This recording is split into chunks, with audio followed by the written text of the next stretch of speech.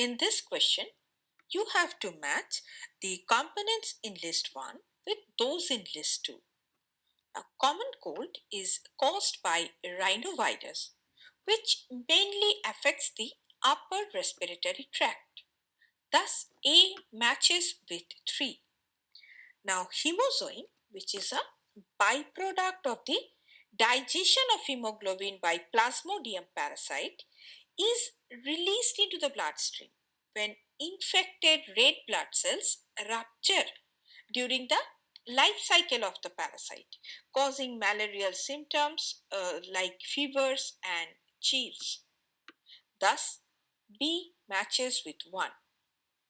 The Widal test detects antibodies against Salmonella typhi antigens, and that is used for diagnosing typhoid fever. Thus, C matches with 2.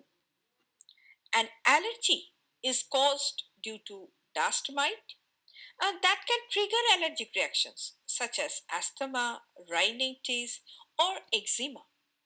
Thus, D matches with 4. Hence, the correct answer is option A.